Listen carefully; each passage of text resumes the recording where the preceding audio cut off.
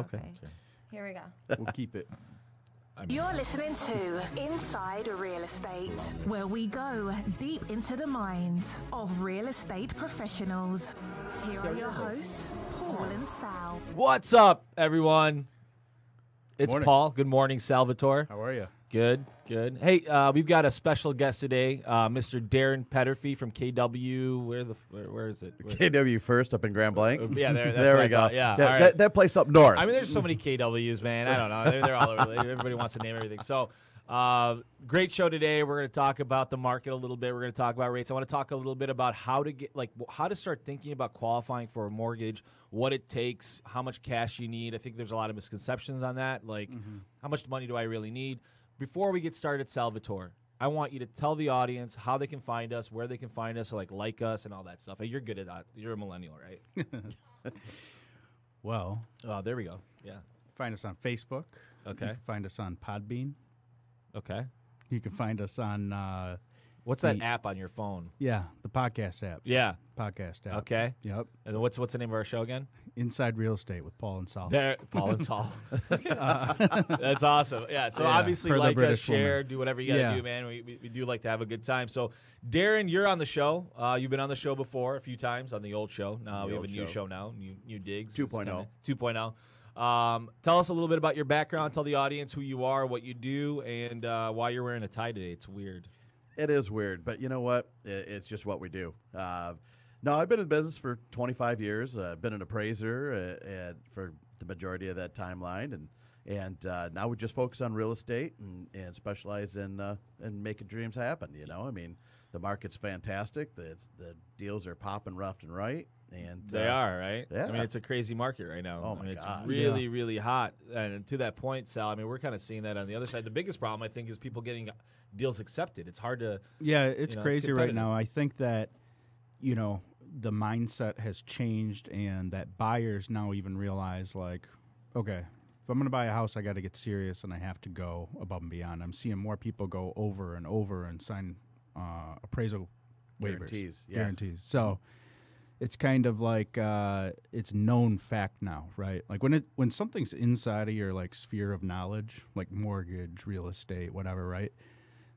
I think we take for granted sometimes like that buyers don't know about that. Kind of like that misconception of, how much do I have to put down? So Yeah. you almost don't even mention it sometimes, and you're just like, because you're so used to doing what you do every single day. You that, know what you Yeah. know, but they don't know what you know. But You I know what think mean? now, like, because nobody knows what you Nobody know. knows what I know. X amount of people have bought houses in the past year, and they've told their friends, and like, yeah, I had to go over. You know, and the sad part about that is now because that mentality, people are afraid to make an offer of below list price. You don't want to lose, right? But they're not even making offers. So you get some houses where you get some folks that maybe wanted to start high because the market is hot and they're trying to capitalize on, what's going on. Well, they're maybe 10% Yeah. high. Problem is nobody's even making an offer. And what's funny Well, that's because they have bad agents. What's funny is once in a while I do see something where I'll be looking up the taxes, for example. We'll get a purchase agreement from someone, right? Mm-hmm. First thing we do is, okay, what's purchase price? How much are they putting down? What's the earnest money deposit? What are the property taxes? And we always got to Google that, and I'll always see the list price, right? Oh, they went 10 over, they went 10 under. And once in a while I do see one, it's like, you got this for $50,000 off the list price? And because some people still think their house is, a Hamptons mansion over in, Lapeer or Oxford or something. Yeah. It's like, all right, dude. I mean, you're probably seeing this, man. I mean, a lot of people, they think they can sell their house on their own. And like, I would say that 95% of and this is my own number, 95% of for sale by owners are overpriced because everybody believes that their baby is worth a lot because they put a lot of money into it and they've got, toilets gilded in gold, and that doesn't mean shit when we're talking about like actual value because I might not want a gold Toilet. Poopy pants, right? I don't want a poopy toilet. Who wants to poop on gold? I don't know. Who wants poopy pants? Yeah. I've got a baby, man. That's what I've been thinking about. I got a lot of poop on me. He thinks about a lot. Yeah. So, I mean, in your opinion, when you're listing a house, and I know you do a lot of listings, how do you get through to the seller that, dude, your house is not worth $400,000, it's worth $320,000. It's a big difference in their mind, right? Yeah, there's two avenues of that. First is, here's the comps. I'm an appraiser. This is what I'd appraise your home for. Using logic. Using logic. If logic doesn't dictate, then I flip over to the old buying a used car scenario. You're going to buy a new car, a new used car, whatever. You go on Craigslist, you're looking around, right? Get a decent deal. You go down. You guys got listed for $20,000. You're expecting it to get it for 18. In your mind, you're thinking, I'm going to get it for 18. Well, Right. Same thing's happening for. But now, if you go to the dealership, you're going to pay 20 or 21 at the dealership, but it's coming with background and history and an inspection and a level of You're comfort. getting a better quality product in your mind. In your mind. In Right. your mind, you are. Whether In you your do mind. or not is a different story, but in your mind, you are. Right. Well, same thing on this end of it is, hey, you're for sale by owner. You might have it listed for $400, but at the end of the day, you're going to end up taking 12, 13, 15% Because you're the dude less. on Craigslist, right? Because you're the dude on Craigslist. Right. So everybody's expecting a deal. Right. That's why they're taking 12% less on their list price, no matter where it's at on average. Is versus that an the agent. number? That's the number. 12%. 12% less? Yep. So So think they're about thinking that. they're saving themselves 3% by not listing with the agent because they're all saying, well, I'll pay 3% of a buyer if you bring a buyer. So they're really talking about 3%. So they're costing themselves 12% on the list price anyway. Right. So they're really costing themselves 9%. They're losing 9% of their own money On out of average. pocket. Those are On like average. statistics, right? Realtor.com statistics. Wow. And I think people also, agents sometimes set it up as, well, here's the school course curves that your house should be priced right here due to the comps and whatnot. But the bell curve? Are you talking about a bell curve? No. What are you talking about? No, it's like where the curves intersect for the supply and the demand and all that. Right. It's been a while since I've been in right. school, All right. but anyways, It hasn't been that the long. X and bro. Y. I guess it hasn't been. It But hasn't been that long. You're intersecting lines. You're yeah, millennial. listen, but that's like, or I should just say, right, in a perfect world or a perfect market or a rational market, this is where your house should sell. However, we're in a Very we're in a irrational. market that's very irrational, Irrational. and there will be people, and it's always so funny, and not that I'm an appraiser or I know the value, but it always happens when an appraisal comes in low, even grossly low, right? Well, there was multiple offers. Yeah, but people don't know what they're doing. They're irrational. They just want a house, and I mean, their price range is $300. They're here. That's what they bid. House is only worth $250, right? But it was the only house on the market. And guess what? They sold their house and they had nowhere to go. Yeah, and Darren, you see this, And right, there as might be a buyer. cash buyer or someone who's willing to pay that, and then that really it's a sold comp, and that's what dictates the value of that house. But Yeah. So, I mean, you see it, right? You got a buyer, and all you buyers out there, be careful about this because it's called, in my opinion, they get buyer's fatigue, right? Oh, yeah. I've looked at 5, 10, 20, 30 houses. I put in 5 offers. I've got beat out on every single one.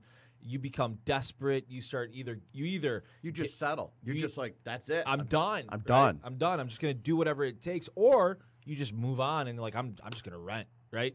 So be careful with the buyer's fatigue. Have proper expectations, and when you're working with a good agent, that agent should be able to navigate and get you into a situation where you're putting your best foot forward and you're actually making offers on houses that you can get. well, and another thing too is if you do not guarantee the appraisal or you guarantee a certain amount that you're comfortable with, you won't end up grossly overpaying for a home. I mean, the appraiser's job is to make sure that the bank is underwater on their asset right away, and the consumer, right? Mhm. And to really me, for it's the always bank, like, yeah. well, what if their appraisal comes in low? Well, we renegotiate. Right. And House isn't if worth we it. can't negotiate, then it's not worth it. Right. Yeah. It's just it is a really, really wild market. Although, I go ahead. Sorry. You cut me off And again. sorry, but I used to hate appraisers. Oh. God, they killed my fucking deal, right? But now it's, where we're at right now, it's like, okay, I respect it, and it sucks. And, agents are probably like, man, what do you mean? But at the end of the day, it's like, dude, someone's got to keep everything from unraveling. They're the sheriff. Yeah. The appraiser is the sheriff of the Wild West for us right now. It's keeping everything in check. It's not letting things get wildly out of control. The way the system's designed now is to keep things at a reasonable level. So let me expound on that. Can I cut you off now? Okay, so let me explain. You already did. So, Do you have a choice? no. So basically, like for the audience, so they understand, like when an appraiser is there to basically, they're like the regulator, right? If you didn't have appraisals, if we didn't have to get appraisals done on homes, then a house could sell for $1 million for like 1,000 square foot bungalow in Royal Oak here in Michigan, right? And that would just completely screw up the market. And all of a sudden, you have rampant inflation in prices, right? Rampant. What appraisers do is they curtail that, and they create a situation where they keep the market healthy. So when you get a low appraisal, look, that appraiser doesn't want to give you a low appraisal. They know the number that you're looking for. It's on the purchase agreement, right? Right. Especially on a purchase. They do not want to give you a low appraisal. They are trying. I mean, I've seen appraisers like really squeaking out as much as they can. But at the same time, if it's not there, well, you don't want to do work there. and then get called after you're done with it, right? No, nobody wants to Hey, go back. what about these comps? What about this? No, I'm done, right? And once in a while, you can show them something valid, but like you said, I mean, it's kind of what they believe it's worth, and there are always differing opinions, but they are just trying to do the right thing for the most part. And at the end of the day, it is an opinion. It's Yeah. it's a one person's opinion. You set 10 appraisers in a room, you're going to get 10 different values. Well, it is what it is. And I think from the minds, like it's one thing for the consumer, obviously, it is a benefit to make sure that they don't overpay. And it's funny because sometimes the people just want it to appraise, and other times they're like, I hope it comes in low so Right. we can negotiate more, right? But I think one thing that we don't realize as professionals in the industry on the other side of things, right, as a mortgage broker, as a real estate agent, like if that house is underwater when we close, you just basically lost the ability to do another deal for that client, right? Mm-hmm. Like, hey, I have your back when rates get lower. Well, sorry, you're 50 grand underwater and we can't do anything for you. Yeah, you I know? don't care if rates get better or not. And you're going to have to call your real estate agent who has to negotiate a short sale, which may or may not happen. Right. Or you can foreclose, right? So it's like, from our end, right, as opposed to, hey, great news, right? You have 50 grand of equity and we can lower your rate half a point or whatever. So you really have to look at it as a benefit from all angles, or otherwise, it's Yeah, what we do is I kind don't- of The other side of this twist is the fact that the market's happening so fast that the data is not catching up. No. Right. A house that sold a month ago today is selling for 10 grand more. right. Well, how do you justify that? That house that was pending, it sold, it hasn't closed yet. It's right next door. Appraisal guarantees. That's the only way to do it. Yep.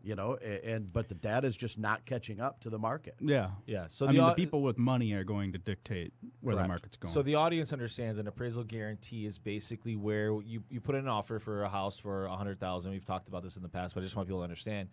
And you're guaranteeing up to $10,000 over the appraised value that you will bring in, meaning that you will bring in the difference, right? Because a lender can only lend you on the value that it comes in at.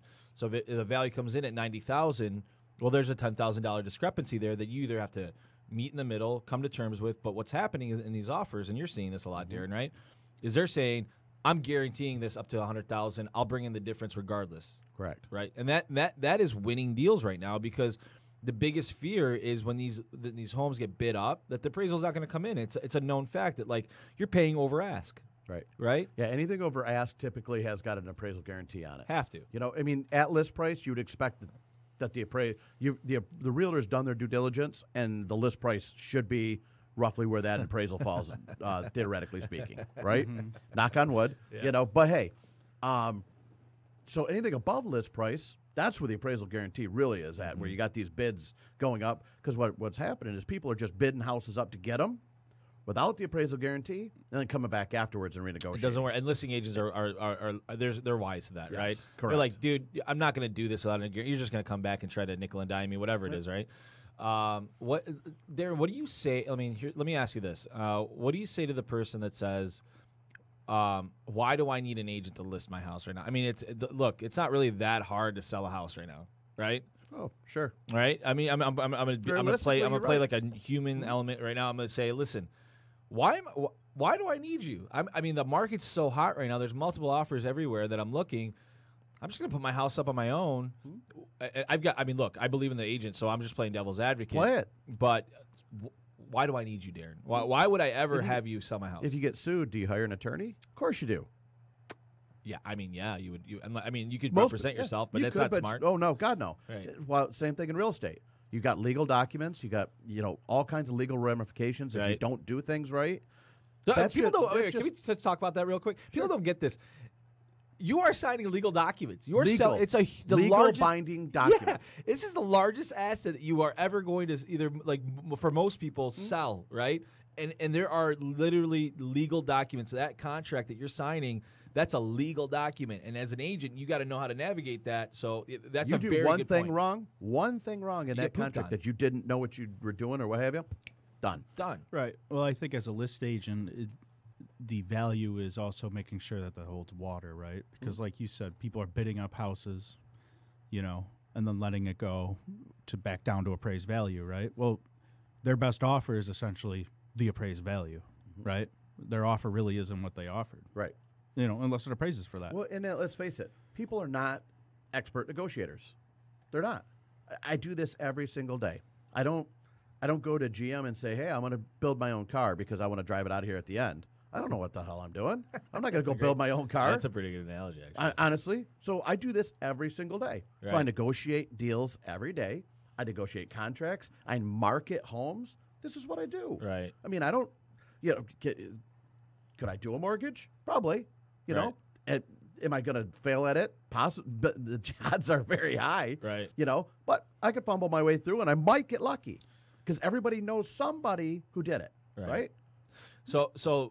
Okay, so the contract is a big reason. That's like number Yep. one in my book. Number right? one. Like Number one. Understanding how to set up your contract, negotiating, all that stuff, and actually putting the deal together. Yep. I've sold 5 houses, Darren. I pretty much know how to do that. I got a buddy of mine that'll do the contract for very cheap. Now, why do I need you? Well, awesome. Now, well, you know what? 76% of the buyers out there, and this is per National Association of Realtors, 76% of the people out there will not even buy a home for sale by owner without an agent. So they're still going to be represented. They're still going to be represented. So that's an But unfair fight. No.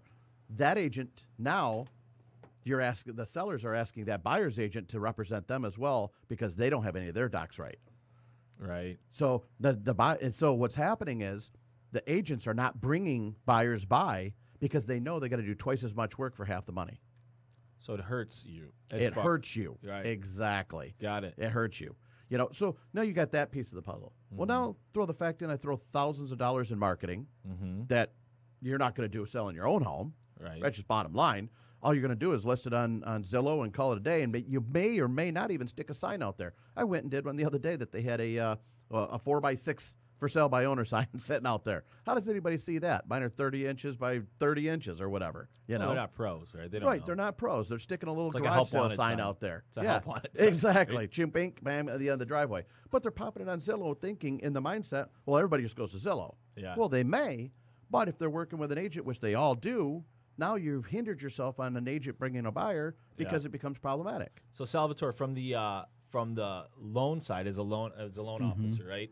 When you get a for sale by owner, and you've got a buyer, and they're like, "I'm going to do this on my own," what do you see on our end as the lender that are problems? You know what I mean? Because when that comes up, I know for myself, it's like, okay, we're going to have some issues. Let's say all negotiations are done right before they talk to me, which is a great benefit of the agent up front, right? Negotiating the sales price. But all right, I got this. Here's what I want for it. Okay, I'm willing to pay for it. Done. Then we got to put together the contracts. Well, are you doing an inspection? Are you putting any earnest money deposit? A good faith deposit? What I do don't you know. mean? What is that? What should I do? Well, Yeah, I'm you're not an you're agent, not an brother. agent. You can't give them advice. you guys talk to them about that, right? Absolutely. Talk to them about every piece of that puzzle. You know what the benefits and the pitfalls are. And then the biggest thing is the seller isn't prepared for what they usually or will pay, right? They don't understand that, there are transfer taxes, which are typically covered by the seller. There's an owner's title insurance policy. On a $300,000 house, we're looking at almost $4,000. Right. So it's like, I didn't want to pay that.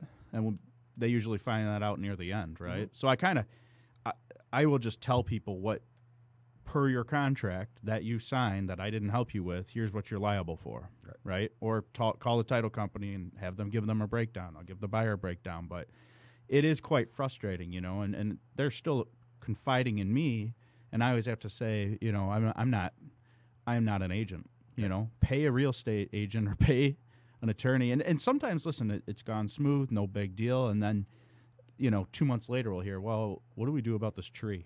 You know, my neighbor wants me to cut it down. It's going to cost us $10,000. Dude, there's so many things. Okay, so I'm going to tell you some of the things that I found, right? Like I did a deal for a buddy of mine. He didn't know how to, like, even coordinate the closing. You know what I mean? Like, he's trying to talk to title companies. He's like, where do I close? Who's closing? How do we close this? Where do we go? That's just one side of it, right? Like, when they were negotiating, they were, like, going back and forth. Getting an addendum done between a for sale by owner where nobody's being represented by anybody, that was a nightmare because the addendum's wrong, and we needed a certain way. How do you write it? Yeah. Right? Well, my favorite is when it's crazy. Seller's an attorney, right? Oh.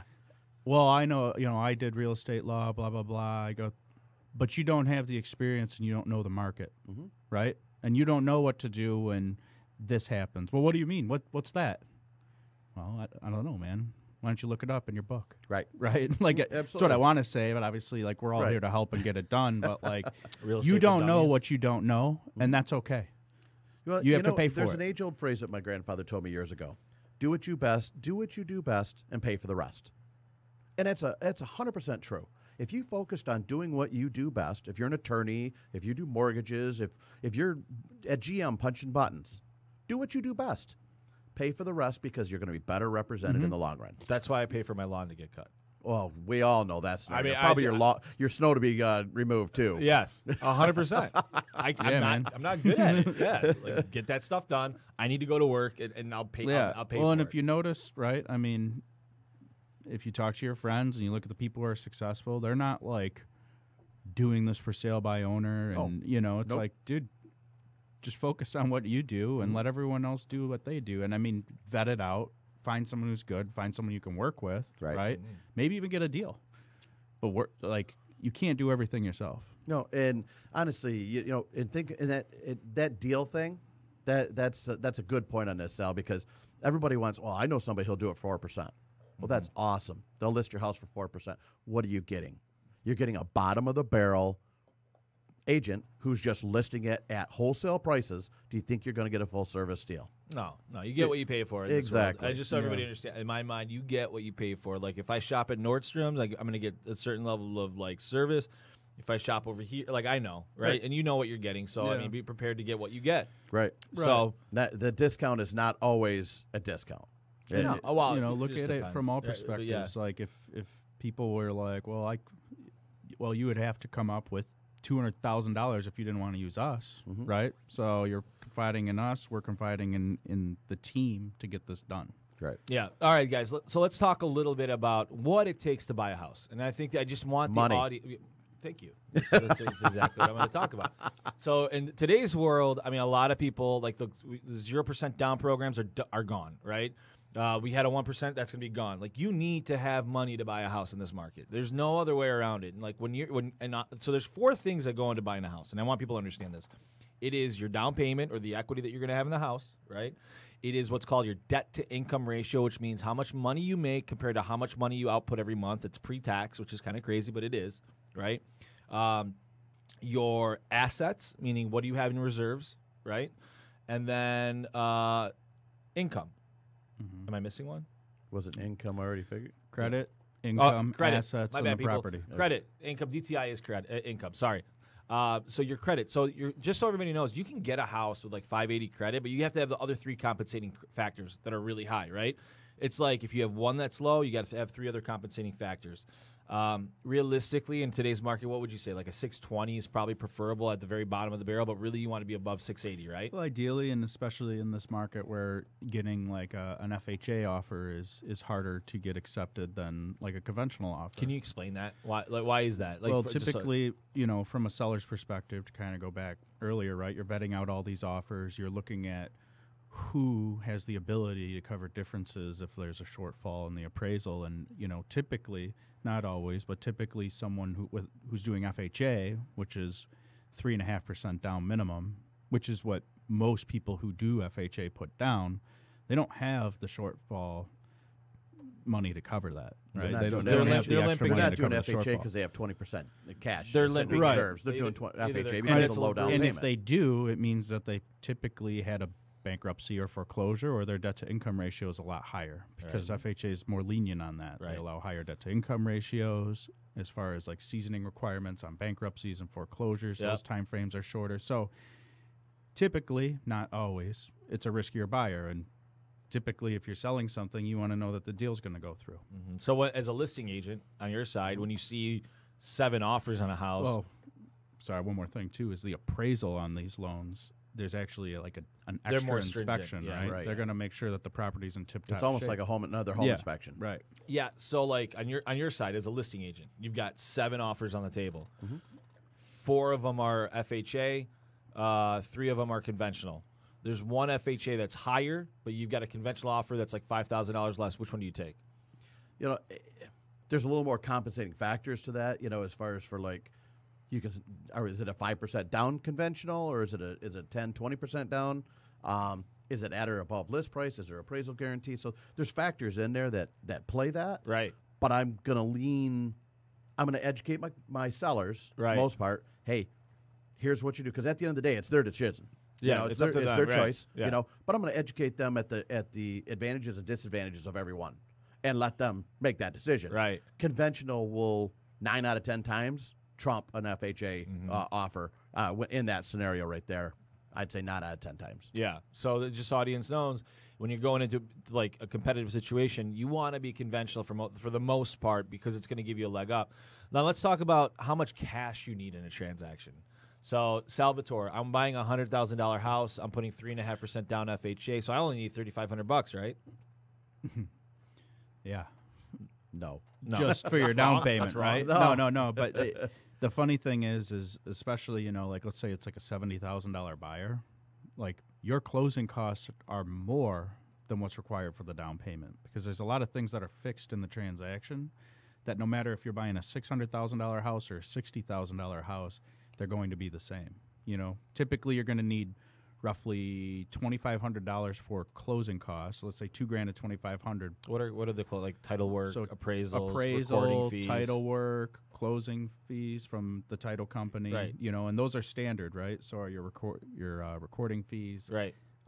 real estate transaction fees from the Insurance. brokerage. Yep, insurance is, you know, $300 more for a $300,000 higher priced home. You know, so it's like, you know, you're looking at all these things. You need a year of taxes as well. Yeah, So- escrows. People don't even think about Yeah. escrows. So if someone was to say, hey, you know, $100,000 house, I want to do FHA. Okay. So what do Well, I you need? Like, 3.5% down. Right. Right. And then probably another $4,000 to $5,000 minimum, depending on the taxes of that property. You know, which sometimes a $100,000 house has $3,000 taxes. You know. Yeah. So, well, what do you mean? I need that. Yeah. Yeah, you got to bring it to the Well, table. I got $4,000. Well, your whole offer is dependent on the seller giving you $6,000 in Right. concessions, So now you got to write an offer with concessions included, and it has to appraise and it has to appraise and get accepted in the first place. Exactly. So, and now there's no longer they're asking $100,000. I'm not going to give you $100,000, and I need you to give me 6% back. That's a Now $94,000. it's right. It's a $94,000 gross net. So now you're talking about, you know, it's a $106,000 purchase, and do you qualify for it? Right. right. So just so the And does it audience, appraise is the right. bigger thing. the easiest way for me to explain this is: you need your down payment. Cool. You need a year's worth of taxes. You need a year's worth of insurance, and you need your closing costs. A $100,000 loan or home is going to cost you about $8,000 to $10,000 to get into it. Yeah, I Correct. typically say, you That's know, about right. Right. closing costs are anywhere, typically with taxes under $3,000. Right. Your closing costs are anywhere from $5,000 to $7,000. But you know what chaps my ass? No, what really? I'm chaps going your to tell you ass? what chaps my ass. So like when I get a call and like someone's shopping and like, you know what I mean? So it's tough as a loan officer to be upfront with people because they're getting someone else that's not being upfront with them, right? They found out after. They call me and they're like, "Hey, I want to buy a house and I got to, I want to buy a $100,000 house." Well, you need about $8,000 to $10,000. What do you mean? I called Quicken and they told me I only need $6,000. Well, they're probably shorting your escrows. They're probably like it's harder for me to tell you that you need more money, dude. So like I'm preparing you for the reality of buying a house. It doesn't matter who you go with. It doesn't matter. The amount of cash that you're going to need at the closing table is going to be the same standard anywhere you go. Really, the reality of it. Unless you're buying points or getting Correct. a credit. I'm just saying, And all that's things all equal. we can control. Right, all things equal. All things equal, you're bringing everybody's going to have the same escrow amount, the same insurance, the same closing costs for the most part, unless you're getting charged points, and also you need the down payment. It doesn't matter who you are, where you go, or what you do. You cannot shop to lower unless you're getting concessions, but that's different. So what chaps my ass is, well, I'm going to go with Quicken Loans because they told me that I'm going to get, I can get in the house for like $3,000 less. No, you can't. No, you can't. No, you can't. Well, no. you know what? Yeah, I'm sure that chaps that clearly chaps your ass a lot. God. But in the long run, I've learned a long time ago, that's not the client that I want to work with anyway. I want to build clients that are raving fans of me, and if they don't see that right up front, then you know what? Chances are that's going to be a problem down the road anyway. I get frustrated, Darren. I get frustrated because I try to do really good work, and I've had a long career, and in that career, I put my heart and soul in it. I've got a good reputation because I do good work. But when someone kind of challenges me and says, "Oh, you're lying," I'm like, "Dude, you know how much harder it is to be honest in this business? Do you guys get it? Yeah. Do you get how much harder it is to be put honest? out more costs than what there actually are? Oh yeah, absolutely. And then it ends up, I told you. Like, right? dude, it was $1,000 less. Or, hey man, we're supposed to close in a week and our costs are like $8,000 instead of $6,000. Well, I told you it would be. Great. Would you rather me can we work with underestimate you? Yeah, It's no, too late. it's too late, dude. It's over. You got to close with them. It's over.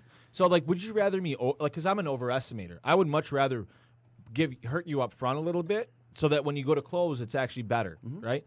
The world doesn't work like that, though. All of a sudden, I'm seeing because it's so competitive, mortgage applications are down week over week, refinance transactions are going down. All these people are in this market right now, and they're like, "Oh, I got to get this business," and they're just doing dirty things, and it drives me nuts. It drives me crazy, Darren. You're speaking to the choir here, brother. Yeah. I know. It's tough. It's tough when you do the right thing up front and you're 100% transparent right out of the gate. And some dude lies to them, is. and then they go with them, and they get screwed in the end. Oh, yeah. And then they're calling me, and they're like, "Dude, I got screwed." I'm like, "Yeah, I know. yeah, dude. I told you that. I told you would. Yeah. What can you do, though? Honestly, you chalk it up and you say, you know what? At the end of the day, you can look at yourself in the mirror. You can put your head in the pillow at night and know that you can go to sleep Sometimes I cry. comfortably. Well, it's like Sometimes I cry. in the fetal position. you Actually, I cry a can little bit. stoop down and Are you do the more little spoon? deals. Man, you could stoop down and do more deals, right? And just do transactions and not build relationships. Right. Or you can try to help a lot of people, which is what we do, right? we all know I in mean, the long essentially, run- that's what we do, and we get referrals. That's exactly it. The long run is we want to build a referral-based network. Because we do good work. I We get do it. good Yeah, work. I And know. it's frustrating. Don't get me wrong. Frustrated. I go on appointment after appointment, and people are like, "Oh, I'm going to list with this guy for 4%," and blah blah blah. I'm like, "No, it's going to cost you. It's going to cost you more in the long run." No, it's not. Well, guess who I got a call from yesterday? Client that listed for 4% and never sold his house, never did anything. He's like, "Oh yeah, you were right." Well, and but it's a referral-based type scenario. On Zillow, under our reviews, it says, interest rate higher than expected, as expected, or lower than expected. Same thing with the closing costs or closing time, something. I don't know. But it's like, okay, with everyone being able to look me up at, the click of a button, why would I put myself out there to have bad reviews? Right. I'd rather have... there are transactional people out there that don't care about their long term. They're in it They're for now. They're the for now transaction. They're doing transactions. Well, they don't have the foresight to see that eventually you won't be able to buy leads. Right. There might be something that happens that, hey, Zillow is now just doing all their own mortgages. Yep. Right? Yeah. And all their own real estate. Yeah. Yeah. Where's where do we get our Zillow leads? where's Brad Weisgerber? Is it He's picking a moped up. Brad Weisgerber, everybody, just so everybody knows, he's usually on the show. He wears cutoffs. He's drinks whiskey all day and wears flip flops, but he runs our business. Apparently today he's going to buy a moped. Not buy he found a moped in his mom's garage that he's going to bring to the office because he thinks he's going to tool around Royal Oak. Yeah, like what? You And know a how moped and a Vespa. he's so No, like a top-heavy. mini bike, dude. Yeah, dude. Like, I think you forget we're in Royal Oak and not Flint. Can you He's get gonna get bowled over? Can you in get a a- DUI on a moped? Is that Oh, possible? yeah. Listen. Absolutely. Anything that moves like you can get bought. like a bike. I'm not A sure bike? I understand it, but Can you I do imagine getting a support him. DUI on a bicycle? I've heard it before. I do support him. He You've is done a it? genius. He's a savant. He's like he's like so if he wants to tool around on his moped, yeah, and, he can do whatever he wants. Yeah. pick up food, whatever. Yeah. He'll be on his Bluetooth. He'll still be working on it. Hey, so can respect him. Can someone explain to me what happened with Italy? Like I'm hearing in the news that something happened with Italy and like like the markets took a dump because of it. Does anybody understand what's happening with it or no? Not a clue. Cool. Yeah, what are you talking about? All right, man. So nobody knows what I'm talking about. So apparently, it's like Italy was going through some hard times and like shook the market, whatever. Another thing, real quick, I want to talk about before we get going is mortgage applications are way down compared to year over year, primarily because refinances, right? So from a lending perspective, rates have gone up. A lot of lenders out there have got to be hurting on some level if they weren't working on purchase business. Because, I mean, you know what I mean? Like, if you were all 100%. refinance, like, how many loan officers out there potentially that are listening about? Like, they've got to be hurting if they're, like, all refinance business. What do you do? Yeah. I mean, you live and die by the bond. Live and die by interest rates, right? So it's like you're praying to see, because what we follow typically, what's up on every loan officer's screen usually is the 10-year bond. Yeah. Right? And you look for that to go down, because as soon as that goes down, and The it's yield. the yield Yes. goes down, are rates come going down. Yep. So all of a sudden you see a little 3 or 4% tick down. You're like, Woohoo! I'm calling all these people right now, and then it goes up, and all of a sudden you're like, I see you at the Rock on 3rd in Royal Oak with your head in a glass of whiskey, because it's like the end of the world, right? Sal's there also, by the way. But I'm celebrating. Yeah, brother. you're celebrating. Rates are rates. Yeah, What are you right. going to do? And I always look at it from this perspective, right? If you locked in 5% today and the rates go down to 4%, what is your option? A refi, right? You have the ability to secure a lower rate. But if the rates are 5% and they go to 6%, you missed the boat, brother. Yeah, so the So audience. what are you going to do about it, right? You can either take what it is now and Yeah. accept it. I just want to explain to the audience what's happened over the last few years. So since I've gotten into the business, which was 2003, we've seen declining rates over that time from like a 6% all the way down. I think rates hit like 3.25 on a 30. I'm talking about 30-year mortgages, right? And throughout that period of time, refinances have just been chugging, right? You refinance from 7 to 6, then you went from 6 to 4, then 4 to 3, then right. And so in a declining rate market, like there's a lot of business there, and then like a lot of people got blinded by the fact that they just were doing refinances. The problem is now there's only a few reasons to refinance, Darren, right? Oh, yeah. You're either going to pull cash out because you got a ton of equity and you want to pull the cash out and you're seeing some value in that, but you're going probably from a 3.5% to 5% potentially, right? Or you're getting a divorce. You know what I mean? Like there aren't a lot of other reasons to refinance. I mean, you're not refinancing to get a better rate, or you had PMI, or you had a bad situation, you had a bankruptcy, whatever it is. What I'm figuring out right now is that we're going to have potentially in our industry and sell a lot of look as rates keep going up, and I believe they're going to. We're going to see. We live in a really hotbed of loan officers. There's a lot of Quicken Loans is right in our backyard. Flagstar, UWM, right?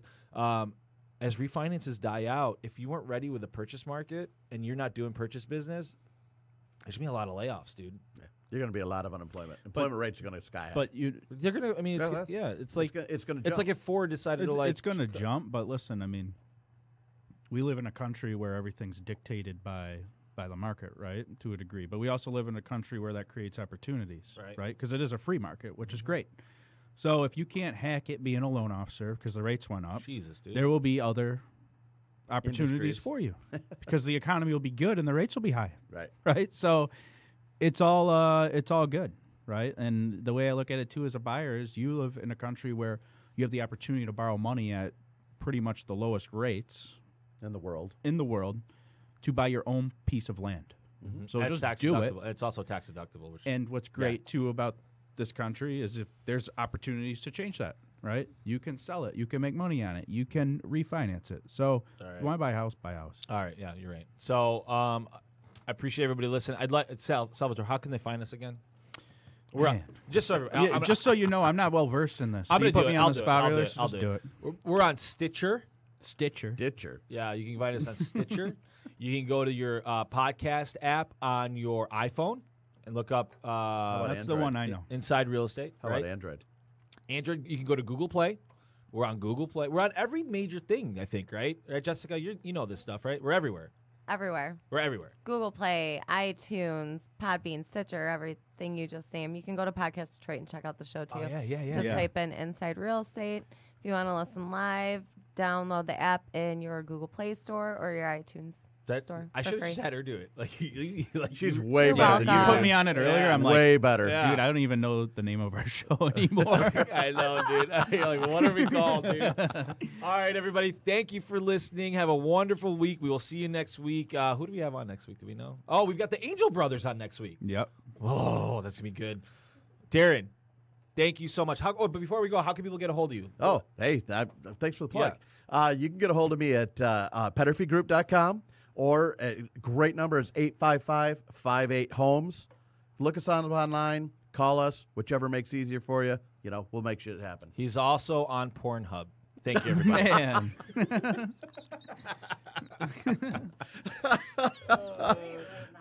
Wow.